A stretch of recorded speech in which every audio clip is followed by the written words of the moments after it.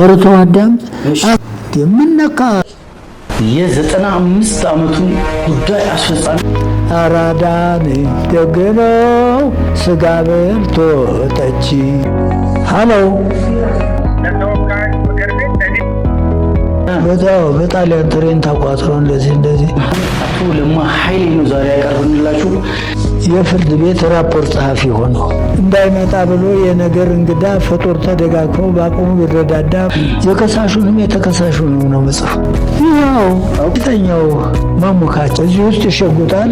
ቀጥ ያለ ነገር ነበር መጽፍ። አራዳ ሐምሌ ቲዩብን ሰብስክራይብ በማድረግ አብራችሁ ቆዩ።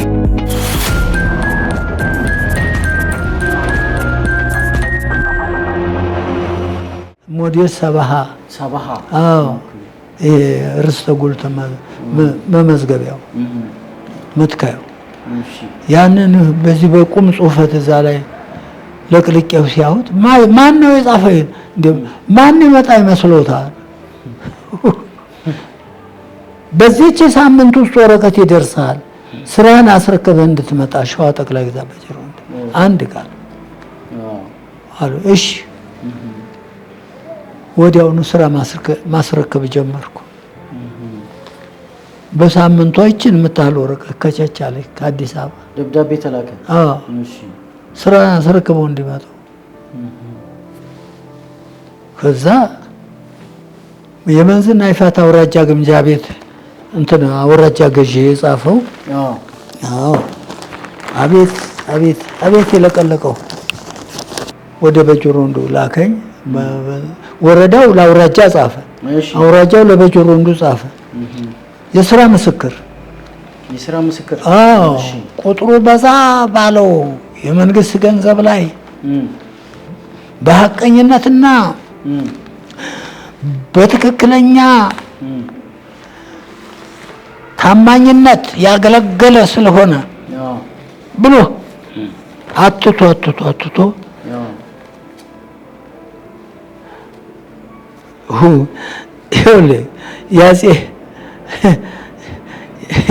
ያጼ ኃይለ ሥላሴ መታሰቢያ ይኸውልህ 1911 ዓመተ ምህረት የቀዳማዊ ኃይለ ሥላሴ መታሰቢያ ማህበር ይኸውልህ። እንዴ እኔ እኮ ጋር የሌለ ነገር የለም። አምጣው ወንድም እዚህ ውስጥ ላስገባው። እሺ እንካ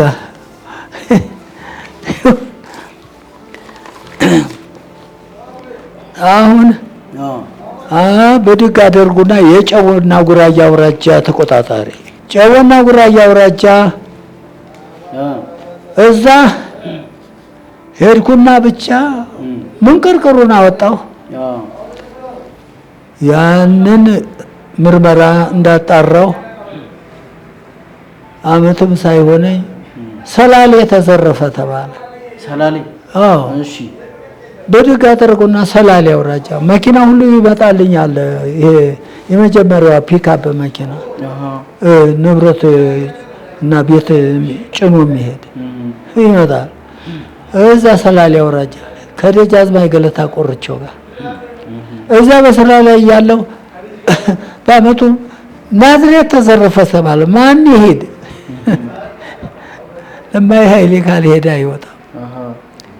ሄድኩና ናዝሬት ምን ጥርጥር አደረኩና ወህኒ ቤት። ከዛ ብድግ አደረጉና አዲስ አበባ ደግሞ ከናዝሬት ወደ አዲስ አበባ እሺ ከአዲስ አበባ ብድግ አደረጉና እንደገና እዚህ ስሰራ እንደቆየው ዘዋይ ነው ከዘዋይ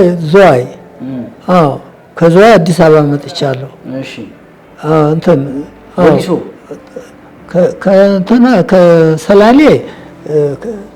ከሰላሌ ናዝሬት ከናዝሬት ሰላሌ ከሰላሌ ዘዋይ ከዘዋይ አዲስ አበባ ከአዲስ አበባ የከምባታ አውራጃ ተቆጣጣሪ እንደገና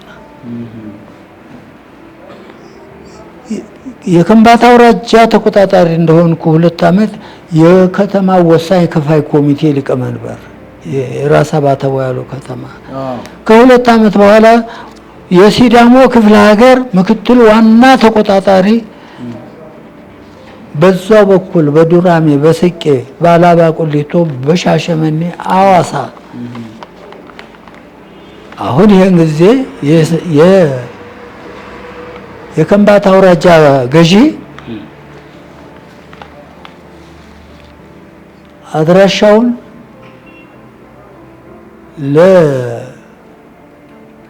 ለሸዋ ጠቅላይ ግዛት በጅሮንድ ነው አደረገና ለሲዳሞ ለጀነራል ደስታ ገመዳ፣ ለሲዳሞ በጅሮንድ ለገንዘብ ሚኒስቴር ምን እንደው ያልጻፈው ነገር የለም። ለስንት መስሪያ ቤት እዚህ ውስጥ ይሄ ቆይ እስኪ የመቶ አለቃ ገብረ ኢየሱስ በቀለ ይኸውልህ ታህሳስ 30 1968 ዓመተ ምህረት ለሸዋ ክፍለ ሀገር አስተዳደር ጽሕፈት ቤት አዲስ አበባ ለጠቅላይ ግዛቱ ባድራሻው ለሸዋ ክፍለ ሀገር ይኸው ተመልከት የተጻፈሉት። አዎ ተመልከት፣ አዳምጠኝ። እሺ አቶ ለማይ ኃይሌ የከምባታ አውራጃ ግምጃ ቤት ተቆጣጣሪ የነበሩት በደረጃና በደሞዝ እድገት የሲዳሞ ክፍለ ሀገር በጅሮንድ ተቆጣጣሪ ምክትል በጅሮንድ ተቆጣጣሪ ሆነው እንዲሰሩ መመደባቸውን የአውራጃው ግምጃ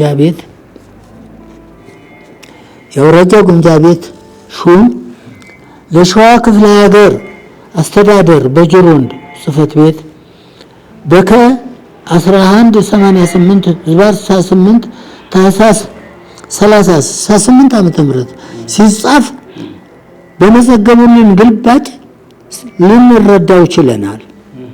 በስም ተጠቃሹ ሰው ቀድሞ በነበራቸው የሥራ መደብ መሰረት ወደዚህ አውራጃ ከተላኩበት ጊዜ ጀምሮ ለመንግስቱ ስራ አሳቢና ያሉበትን የሥራ ክፍል በሚገባ የሚያካሂዱ ጠንቃቃና ቀልጣፋ ከመሆናቸውም በላይ በስራቸው በጣም ጠንካራ ለመሆናቸው በስራቸው ፍሬ ያስመሰከሩና የተረዳነውም ነው። ነው ዞር ብለህ ተመልከት። ከዚህም ሌላ አቶ ለማይ ኃይሌ ካላቸው የሥራ ድርሻ ጋር ደርበው ትርፍ የከተማ ቦታና ቤትን ለመንግስት ያደረገውን አዋጅ በማስፈጸም ረገድ ጊዜያዊ የአበል ወሳኝና ከፋይ ኮሚቴ ሊቀመንበር ሆነው በመስራት በመመረጥ ያለ ድካምና መሰልቸት በምንም ሳይወሰኑ ከፍተኛ ስራና አገልግሎት ያበረከቱ ሲሆን በተለይ ጨዋና ታማኝ ከስራ ባልደረቦቻቸው ጋር መልካም መግባባትና መፈቃቀር ያላቸው ሰራተኛ ናቸው። በመሰረቱ ለዚህ ሰው በተደረገላቸው የእድገትና የደሞዝ ጭማሪ መነሻ ከኛ ወደ ሌላ ተዛውረው በመሄዳቸው ብናዝንም የተመደቡት ስራ ለሁላችንም የጋራ መሆኑን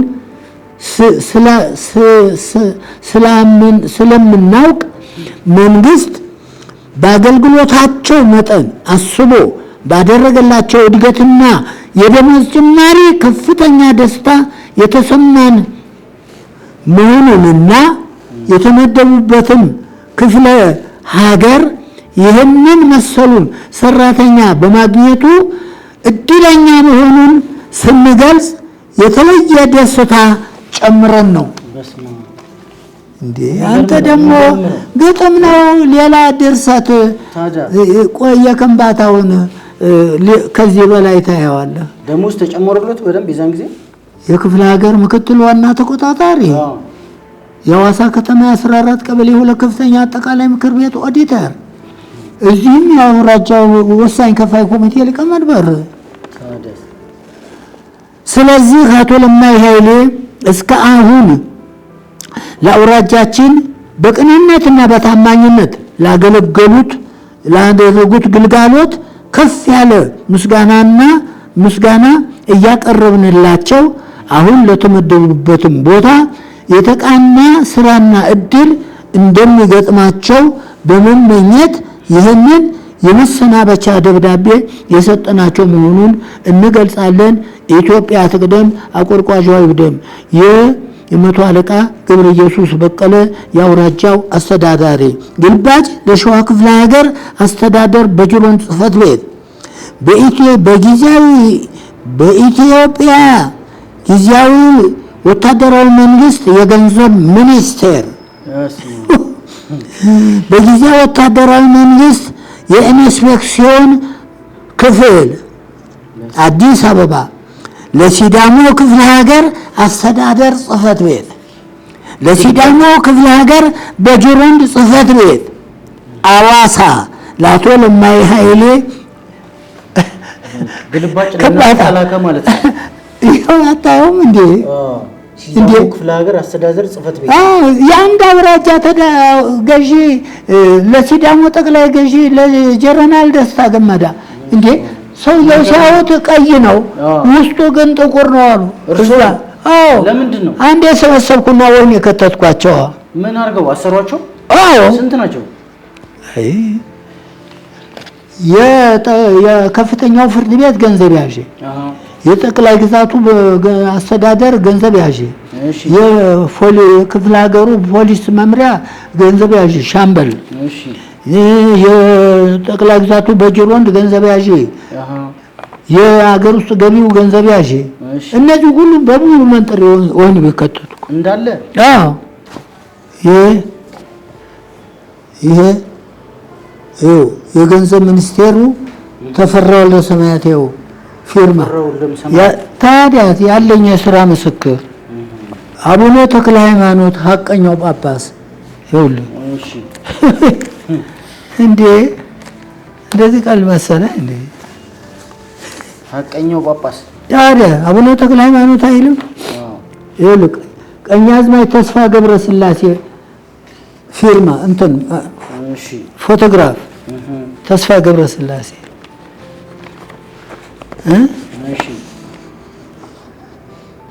ራስ ቢትወደድ መኮንን እንዳልካቸው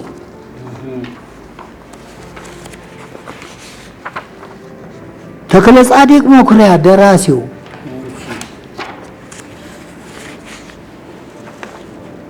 ራስ ምሩ ኃይለ ስላሴ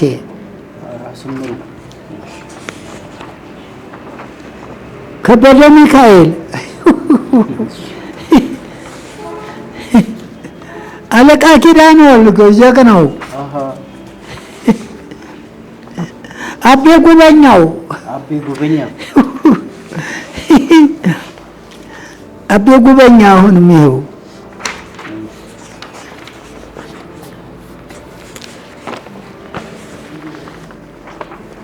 አጼ ሳህለ ስላሴ 350 እድሜ በላይ ያለው የአጼ ሳህለ ስላሴ ንጉሠ ነገሥት ዘኢትዮጵያ ማን ናቸው? ስለሳቸው እስቲ ትንሽ አውሩ። አጼ ሳህለ ስላሴ አጠቃላይ ንጉሠ ነገሥት ኢትዮጵያን ያቀኑ የመጀመሪያው ንጉሥ በኢትዮጵያ ይኸው በምርመራ ስንት ብር ነበር ያስገቡት እሱ ላይ?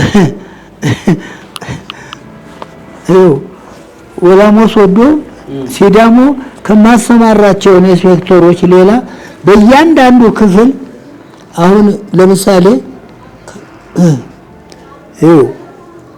ከሐዋሳ ማዘጋጃ ቤት 35ኛ ወር 69 ዓመተ ምህረት የገንዘቡ ልክ 14147 4014 296,821 ጠቅላላው ድምር ከሀገር ውስጥ ገቢ ከአንዱ ቦታ ላይ ጠቅላላው ስንት ይላል? ከአንዱ ጠቅላላውማ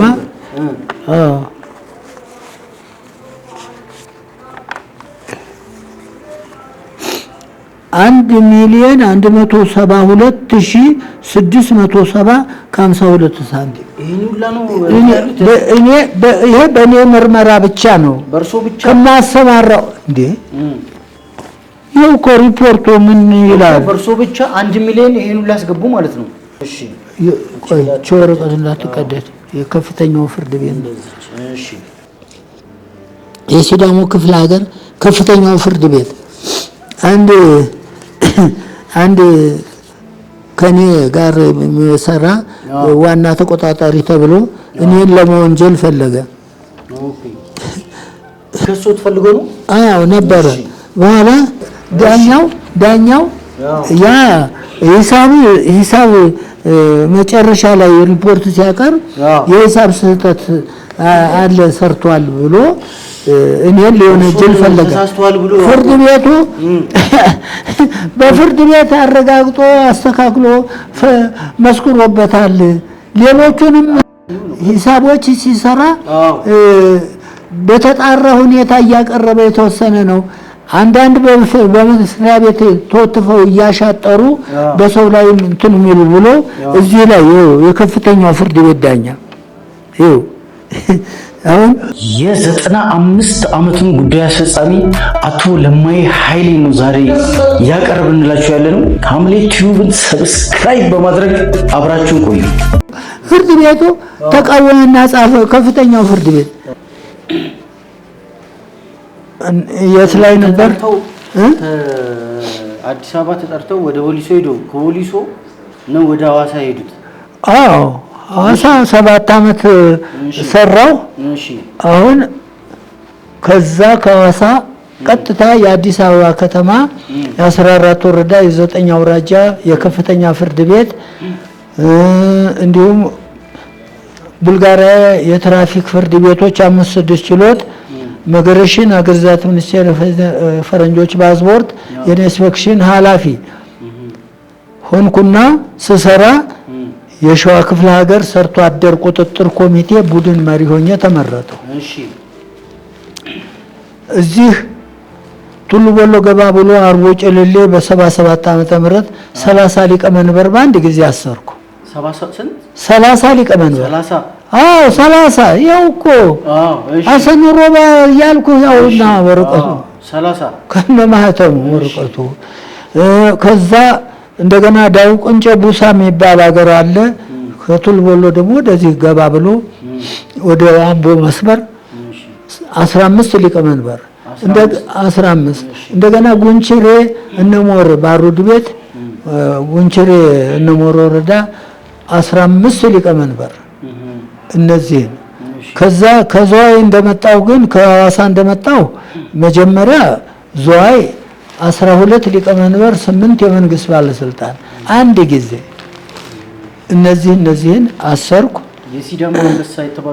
የሲዳሞ አንበሳ የስራ ገበሬ ለማይ ኃይሌ እዛ ሲዳሞ ነው።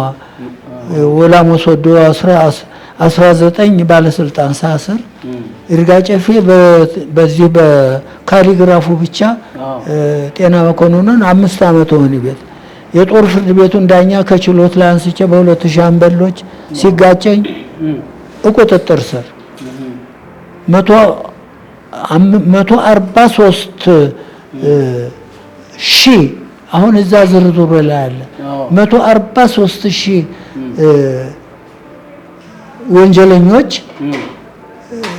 ያጎደሉ ወንጀለኞች እነ ሉሃ ገነሙ የሚባል ከወላሙ ከተማው ላይ ያስኳቸውን በዋስ ሊለቅ ከኔ ጋር ሲፍጨረጨር ጀነራል ደስታ ገመዳ ደስታ አብተ ገብርኤል ኮሎኔል ደስታ ጀነራል ደስታ የሲዳሞ የሰባ አንደኛ ጸሐፊ ኮሎኔል እንትና ኮሎኔል ግርማ ሀብተ ገብርኤል ኮሎኔል ግርማ ሀብተ ገብርኤል ስደውል ወደ 2 ሻምበሎች ሻምበል ወጋ ለመገል ሻምበል መስፍን ሳያመልጣችሁ 2 ማንክ መኪና ክላሽ ተጠምዶ መጣ። ግራና ቀኝ እጅ ወደ ላይ ከችሎት ላይ ወስድና ቅርቅር ለብቻው። አዎ የሲዳሞ አንበሳ የስራ ገበሬ ለማይ ኃይሌ የተባልኩት በዚህ ነው። በዚህ መሰረት አዎ ማንንም ጠርጋለሁ፣ ማንንም አልተውም። የተቀበረም ይወጣ ነው። የተቀበረ አውጥቻለሁ። ወላሞ ሶዶ አልያዝኩትም። አሁን 36,000 ከመሬቱ ውስጥ አዎ የሱ ጠንቅ ነው። ጦር ፍርድ ቤቱን ዳኛ ያሰረው። አዎ የ36,000 እዚያ 143,000 ውስጥ ነው ያለው። የዋንዳው ግምጃ ቤት ሹም ሞቷል። አሁን ሉሃ ገነሙ ይባላል። 111,000 የሱ ግብረ አበሮች ከዛ በላይ ያለውን እስከ 143,000። እኔ እኮ ምን ትጥቅ አስፈታለሁ፣ ክላሽ አስፈታለሁ፣ ዝናር አስፈታለሁ፣ ብዙ ነገር ነው። ብቻ የታጠቀውን ወደ አውለቅልቄ ወህኒ ቤት ነው ከተው። ሻምበሎቹን ምንጥር ነገሌ ቦረና ስንት ሰው አስሬያለሁ። ይርጋ ጨፌ ዲላ ስንት ሰራተኛ መንጥር ያሰርኩት በዚህ ነው። ይርጋለም 4ቱን አንድ ጊዜ ከይርጋለም ገንዘብ ሚኒስቴር፣ ከዲላ እንደዚሁ፣ ከይርጋ ጨፌ፣ ከሜጋ የሜጋ ግምጃ ቤት ሹም። ከዛ ከጡረታ በኋላ ጉዳይ ማስፈጸም ጀመሩ። አዎ መቼ ጡረታ መቼ ወጡ? 4 ዓመት ከጡረታ እድሜ በላይ ያው የሰራሁበት። ከዛ በኋላ 1985 መጨረሻ ጡረታ ሲወጣ ከውጭ ነው፣ ከአሜሪካ፣ ከእንግሊዝ፣ ከፈረንሳይ፣ ከስዊድን ሀገር ነው የሚወክሉኝ እና የትልልቅ ሰዎች እነዚህ የኢንጂነሮች እነ ኢንጂነር ፈቃደ ኃይሌ የነ ፕሮፌሰር ንጉሴ የተበጀ ጉዳይ የአዲስ አበባ ዩኒቨርሲቲ ዲን ሞቱ። የነ ፕሮፌሰር ክፍለ ስላሴ የፈረንሳው ፕሮፌሰር እና አልማዝ ኃይለ ማርያም እነ ቀኛዝማች ኃይለ ማርያም ገዝሞ የነዚህ እነ ፕሮፌሰር አስራት የተያያዘ የነ ብላታ ተሰማ ደባልቄ ልጆች አጼ ምኒልክ ሹም የውቤ በረሃ የነ አፈ ንጉሥ እሸት የገዳ ልጆች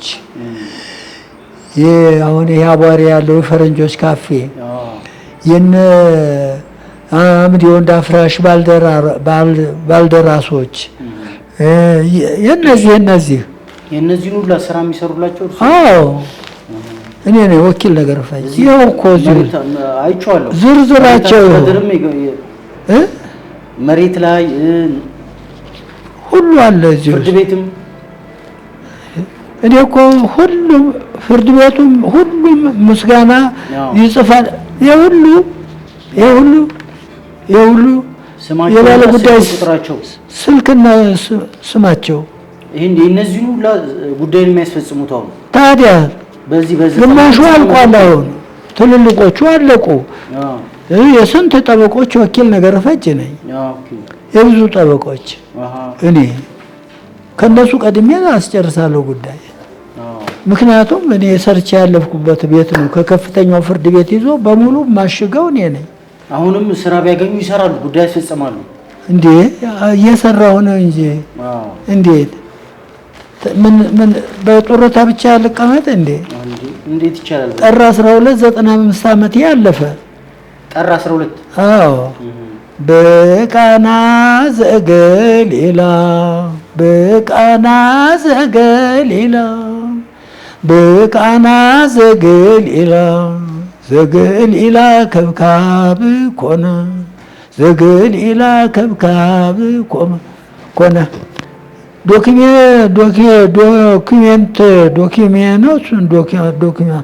ዶክማ ሰርግ ላይ 6 ድንጋይ ጋር ውሃውን ጠጅ ባደረገበት ቀን ነው የተወለድኩት። 1923 ዓመተ ምህረት ጥር 12 ቀን ቃና ዘገሊላ።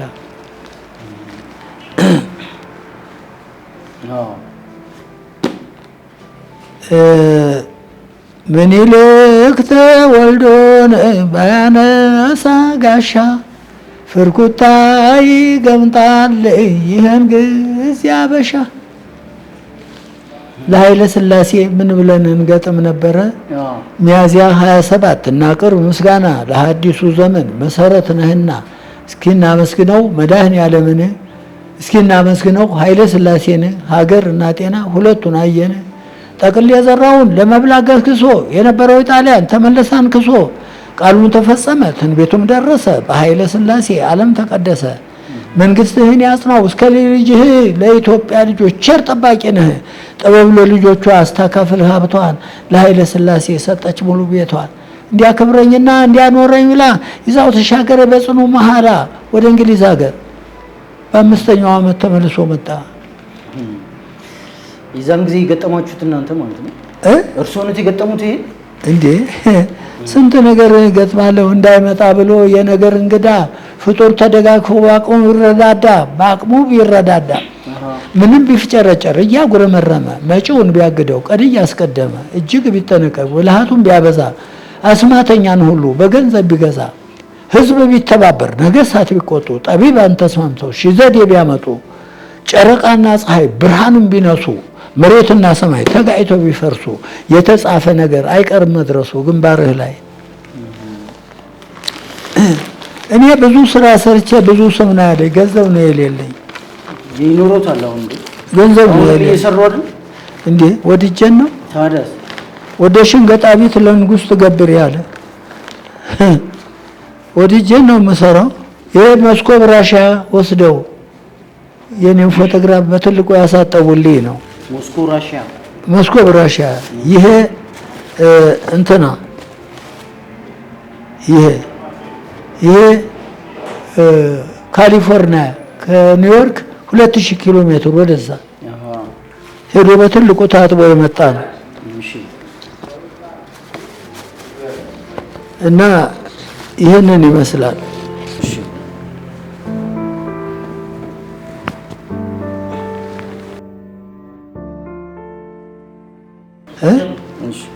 ይሄው ለርሶ እግዚአብሔር ለአባታችን ብለን ያዘጋጀንሉት ጋቢ ነው። እግዚአብሔር ይስጥልኝ እድሜና ጤና ይስጣችሁ። አሜን።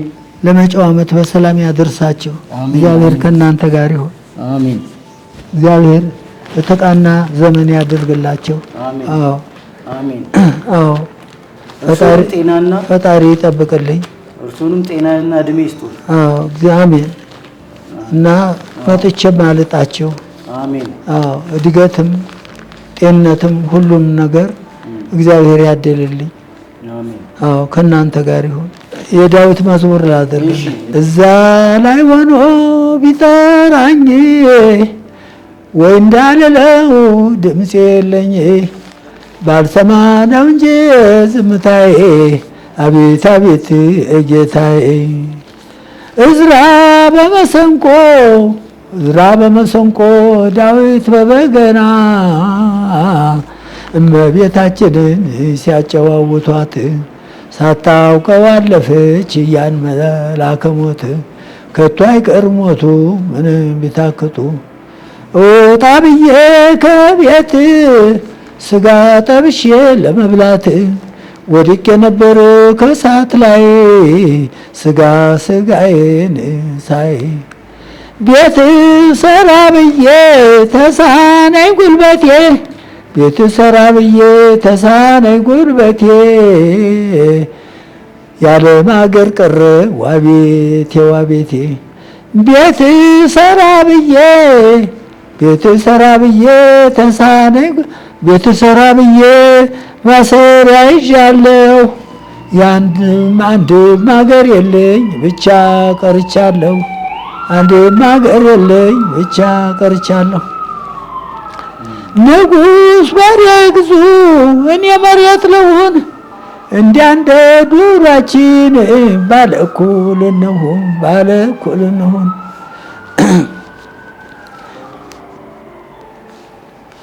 አመሰግናለሁ። ስለ ቤተሰብ ግን አልነገሩኝም ነበር እኮ ስለ ቤተሰብ ስለ ወንድሞቹ ስንት ወንድም አሉት? ስንት ቤተሰብ አሉት? አይ እንዴ ሁሉም አልቋል እኮ። አሁን አንድ ታናሽ እህት አለችኝ። አንድ ወንድ አለ 10 አለቃ 50 አለቃ የሚባል አንድ ጡረተኛ አለ እና አንድ ታናሽ እህት አለችኝ 4ኛ ታናሽ እህት። ሌላ በዚያ ደረጃ የለም። ሁሉም አልቋል። የኔ እኮ ያው 95ቱም ቢሆን ቀላል አይደለም። አዎ። እና የእርስዎ ልጆች ምናምን የሉም? አሉ ቢኖሩም ያው በየራሳቸው የሚኖሩት? አዎ። ሌላ ሀገር የተለያየ ቦታ ናቸው። አዎ የተወሰኑ አሉ። እኔ ራሴ ያው ጡረታ አለኝ። እግሬ ሲራመድ የሰው ጉዳይ ያልቃል። እኔ ደጅ መጥናት፣ ማጎንበስ፣ እንደዚህ መለማመጥ እኔ ከስራዬ ጋር አስቀድሞ ሰርቼ ያለፍኩበት ቤት ነው። ሁሉም አዲስ አበባ ያለው፣ ሲዳሞ ያለው፣ ሸዋ ያለው ሁሉም። አዎ ደግሞ ከኔ ጋር የሰራው የከፍተኛው ፍርድ ቤት አቃቤ ሕግ ሹም ሆነ ፕሬዝዳንቶች፣ ዳኞች ሁሉም አልቀዋል። አዎ ከነሱ ጋር ነው ሰርቼ ያለፍኩት። የኔ ምርመራ ለጦር ፍርድ ቤት ነበር የሚቀርበው ቀጥታ። አዎ ቀጥታ ለጦር ፍርድ ቤት። አዎ ያኔ የጦር ፍርድ ቤት የሚያሰርኩት በዛ አይደለም። ዳኛው አዎ ቁጥጥር ስር አልኩ። እኔ ተጋይቶ ዝም ብሎ መሄድ አይችልም። ምክንያቱም የስራው ጠባይ ያይዝልኛል። ከመንግስት ጋር የተያያዘ ነው። እኔ የምናገረው መንግስትን ወክዬ ነው፣ ዝም ብዬ አይደለም። ያንን ነገር ደግሞ ማንም ማለፍ አይችልም። እንደዛ እኮ ነው። ለወጣቶች እርሶ በዚህ በ95 ዓመቶት እስካሁን ድረስ ጉዳይ እያስፈጸሙ ነው። አሁን ያሉት ወጣቶች ደግሞ ብዙ ስራ ምናምን አይወዱ። ምንድነው የሚመክሯቸው? አዎ ለዚህ እንግዲህ ዋናው ነገር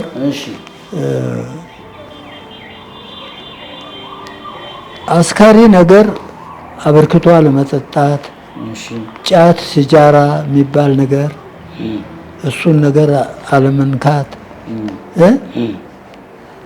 ብዙ ከመናገር በትዕግስት አንድ ቃል ጠብቆ መልስ መስጠት፣ ሲጨርስ ጣልቃ መግባት አያስፈልግም። ማስጨረስ አካሄዱን አውቆ አንድ ቃል መልስ መስጠት። ሰው ሲያወራ ማስጨረስ ነው። አዎ በትዕግስት ትዕግስት ቁጣን ታበርዳለች። አዎ እንደዛ ነው። ትዕግስት ነው ዋናው ነገር።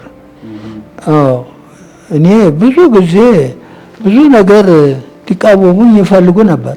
ዱቄት አድርጋቸዋለሁ ብዙ ጊዜ በዚህ በምርመራ ስራ ላይ። አዎ የተለያየ ነገር እና ከስካር ከሌላ መጥፎ ሱስ መሸሽ፣ ትዕግስት መኖር፣ በቸኩሎ ነገር ውስጥ አለመግባት፣ ቸኩሎ አለመናገር የመሳሰሉትን ነገሮች ስነ ልቦና፣ ስነ ምግባር የመሳሰሉትን ሁኔታዎች በአጽንኦ መመልከት። ሁሉ ነገር ያልፋል። የማያልፍ ነገር ቁም ነገር ብቻ ነው። ስለዚህ በትዕግስት ማለፍ ጤናማ ያደርጋል። በብስጭት ውስጥ አያስገባም። ቸኩሎ መቃወም፣ ቸኩሎ ነገር ውስጥ መግባት አያስፈልግም። እኔ ነገር ውስጥ የሚከተኝ ጉዳዩ ይዞኝ ነው የሚገባው። ወዲያው ጠራርጌ እዛ ወረውረዋለሁ። አንድ ቦታ ላይ ብዙ ሰው ነው የሚይዘው። ለምን ተብሎ ነው? የሰራው ስራ ነው የሚይዘው፣ እኔ አይደለሁም። አዎ አልጸጸትም። የነገር ድሃ ደግሞ አላሳደግም። እቆጣለሁ፣ እሳደባለሁ፣ ምክር እሰጣለሁ። ያንን አልፈዋለሁ። አልፈውና ከዛ ቦታ ተዛውሮ ሌላ ቦታ እንዲሰራ አድርገዋለሁ። ከዛ ቦታ ላይ እንዲነሳ ወደ ሌላ ቦታ እንዲዛወር አድርገዋለሁ። አዎ አንድ ቃል ከተናገርኩ በቃ ስልክ ደውዬ ጨርሳለሁ። ይህ ሰው ያስቸግሯል። ምርመራዬ እንደ መንግስት ስራ ነው። በቃ እንደ መንግስት ቃል ነው የምርመራ ስራ። መቃወሚያ አይቀርብለትም። ተጣርቶ ቀርቦ እንዲህ ያለ ማስረጃ እሱን የሚያደናቅፍ መጣ ካልተባለ በቀር በፍጹም አይቻልም። መንገዱን ጠርጎ ነው የሚሄደው እንደ አባይ ውሃ። እንደዛ ነው። አመሰግናለሁ። ሰላም ያድርጋቸው፣ እድሜና ጤና ይስጣቸው። ለእኔ እንዳሰባችሁልኝ እግዚአብሔር ለእናንተም ያስብላቸው። አዎ እድሜና በረከት እድገት ያድርግላቸው። ተባረኩ።